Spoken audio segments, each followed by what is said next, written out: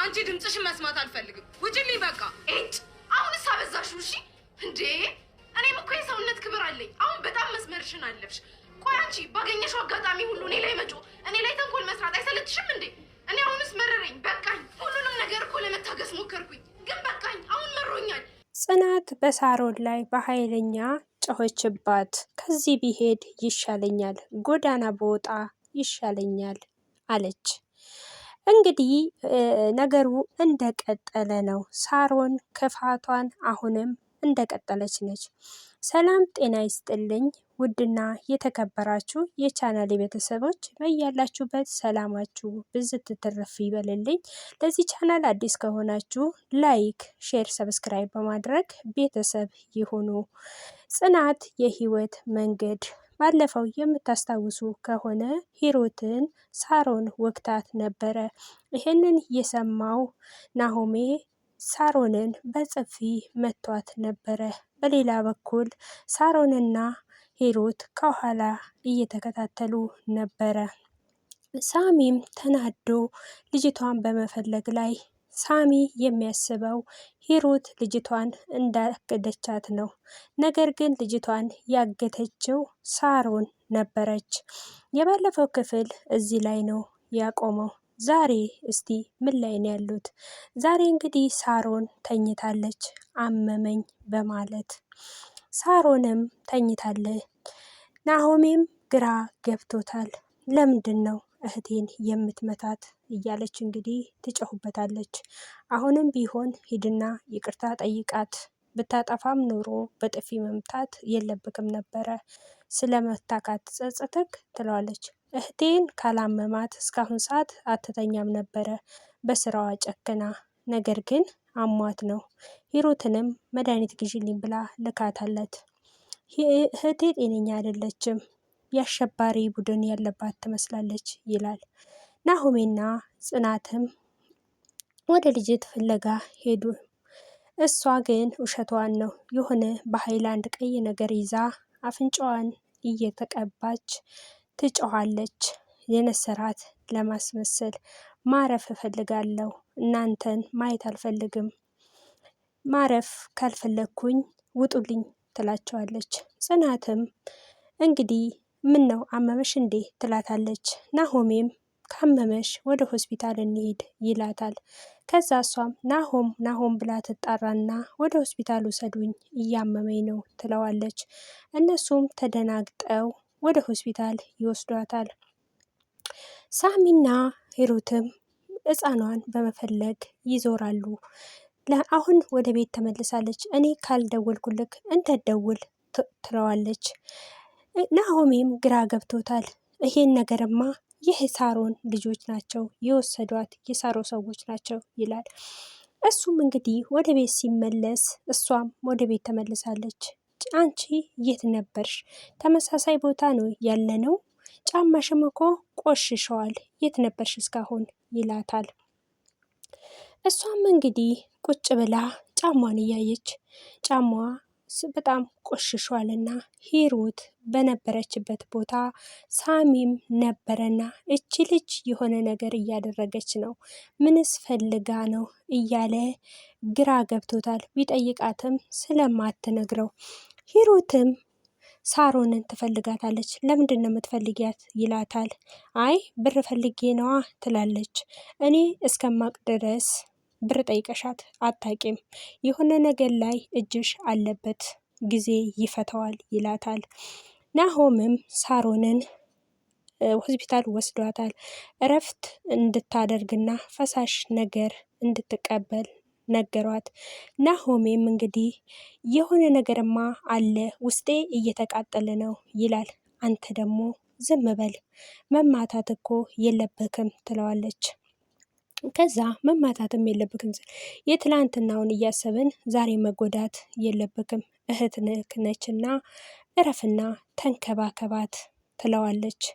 ይሄማ በተንኮሏ የተነሳ ጭንቀት ነው ብለዋል። ስለዚህ ጭንቀት ነው እንደሚያደርጋት፣ እረፍና እህትክን ተንከባከባት ትለዋለች። አንቺን ያገባ ተድሎ እንደው ተናዶ እንኳ ሲመጣ ትያስረሽዋለሽ ይላታል። እሱም ሳሚም እንግዲህ የሳሮን መታመም አስገርሟታል። እንዴ ያንቺ ከመቼው ነው እንደዚህ የሆንሽው ሲላት፣ እናንተ ናችኋ እየጨቀጨቃችሁኝ እንደዚህ ያደረጋችሁኝ ትለዋለች። ከዛ እሱም አንቺ እየሰራሽው ስራ ነው የማልጠይቅሽ ምክንያት የለብኝም፣ ነገር ግን ያማታል ስለተባለ ነው፣ ግን መጠየቄ አይቀርም አሁንም ይላታል። አንቺን የሚመለከት ነገሮች ብዙ ነገር አለ ገና እጠይቅሻለሁ ይላታል። ከዛ እሷም ኡፍ ትልና ቢያንስ እንኳን እስቲ እስከምታገግም እንኳን ጠብቃት ትለዋለች። እንግዲህ ናሆሜም ወደ እሷ ሄዶ ምንድን ነው ታማለች እንዴ ሲል፣ አይ ሞታ ነው ሲሉት፣ አረ ጠላቷ ድብን ይበል ይላል። ሳሚም ምን ነው ቅዱስ ቅዱስ ያደርግካል? ምን ነው የቆሸሸ ማንነት ግን ይዘክ እዛ ገጠር ቀለበት ይዘክ እዚህ ስትመጣ የፍቅር መጀመሪያዬ ሀ ነው እያልክ ራስክን ቅዱስ ቅዱስ አትጫወት ይለዋል። ከዛ እሱም እኔ ልጅቷን ለማትረፍ ነው ቀለበት ያሰርኩላት እንጂ እኔ ምንም ነገር እያደረኩ አይደለም ይላል። በመሃል ሳሚና ናሆም በጣም እየተጨቃጨቁ ነው። ሳሮንም ተነስታ እንግዲህ ጭቅጭቃችሁ ሰለቸኝ ብላ ትነሳለች። ጽናት ለሳሮን መድኃኒት መዋጫ ውሃ ይዛላት መጣ። ቆማ ምን እንደምትፈልግ ቆማ እያዳመጠቻት ነበረ። ምንድነው እዚህ የሚገትርሽ ስትላት፣ አይ የምትፈልጊው ነገር ካለ ብዬ ነው ትላታለች። በዚህ ሰዓት የሚያስፈልገኝ አንቺን አለማየት ነው፣ ጥፊ ከዚህ ትላታለች። ገዝታላት የመጣችው መድኃኒት ለመዋጥ ከከፈተችው በኋላ መድኃኒቱን በእግሯ ረገጠችው። እሷ ስላልታመመች መድኃኒቱን መዋጥ አልፈለገችም፣ ምክንያቱም ሴራ ነውና። ሄሮት ወደ እሷ አምርታ አሞሻል እረፍት አድርጊ ትላታለች። አይ አሁን እኮ መድኃኒት ልወስድ ነው ቀና ያልኩት ቼክአፕ አለብኝ ትላታለች። ምን አዲስ ነገር አለ ስትላት፣ አይ ምንም ነገር የለም ይቅርታ አድርገሽልኛል፣ ግን ይቅርታ አድርጊልኝ ከአሁን በኋላ እንደዚህ አይነት ነገር ምንም ነገር እንዳይፈጠር ቃል ገብቻልሻለሁ እና ምንም አይፈጠርም ትላታለች። እና ሰሞኑን ስራ አትሄጂም ስትላት፣ አይ አልሄድም፣ ሰሞኑን ስለታመምኩኝ እረፍት ማድረግ አለብኝ፣ እኔ ከሞትኩኝ እኮ የምረዳቸው እንዳለ መንገድ ላይ ይወድቃሉ ትላለች። አይ አንቺ እኮ ደግነሽ ትላታለች። አዎ ከዛ አዎ የኔ ቆንጆ ትላትና ውሃ ልታመጭልኝ ትፈልጊያለሽ ትላታለች። ከዛም በኋላ ክኒኒውንም ስላልዋጠችው ከሶፋ ስር አድርገዋለች። ሂሩትም ነቅታባታለች። ከዛ የውሸት ህመም ከአንቺ የዶክተሮቹ መድኃኒት ማዘዝ ሰው ሳይታመም እንዴት መድኃኒት ይታዘዛላታል ትላለች። ሳሮን ውሸቷን ነው፣ አልታመመችም፣ እኛን ለማዘናጋት ነው እንጂ ራስክን ጠብቅ ትለዋለች። ናሆም ወደ ቤት ይደውልና ደህንነታቸውን ይጠይቃል። ሳሮን ስልክ ስደውል ቤተሰብ ጋር አታነሳም፣ ምን ሆና ነው ትላለች። ከዛ አይ ምንም አይደለም፣ እሷ እኮ እንደ ድሮ አልነበረችም፣ አሁን ነው የተቀየረችው፣ ምንም አትሆንም፣ የክፉ ሰው እድሜ ረጅም ነው ትላታለች። በሌላ በኩል ደግሞ ሳሮን ጽናትን ምግብ አልሰጠችኝም፣ የመድኃኒት ጊዜ አለፈ እያለች ትከሳታለች። ናሆሜም ለምንድን ነው ያልሰጠሻት ሲላት፣ አይ እኔ ሰጥቻታለሁ ትላለች። እቺ ክፉ ትጮኻለች። አሁንስ መረረኝ ሰለቸኝ ትልና ጽናትም ጥላቸው ትወጣለች። አያቸዋት አደለ እንዴት እንደምትሆን ትላለች። ከአንድ ከምስኪን ሰራተኛ ምን ትጠብቃላችሁ? አሁንስ ሰረቸኝ ጥያትልና ጥላ ትወጣለች። ሳሮንም እንግዲህ አለማስነቀት በሩን ልትዘጋ ትሄዳለች። እሷም ጓዟን ጠቅልላ ጎዳና ይሻለኛል ስትል፣ ናሆሜም እባክሽን አትሂጂ፣ እኔ እኮ እዚህ የምመጣ አንቺን ብዬ ነው እባክሽን እያሉ ሂሩትና ናሆሜም ይለምኗታል። ይሄ ላንቺ ከባድ ነው አትጂ ሲላት፣ ድሮም መንገድ ላይ ነኝ አሁንም መንገድ ነኝ ትላለች ጽናትም።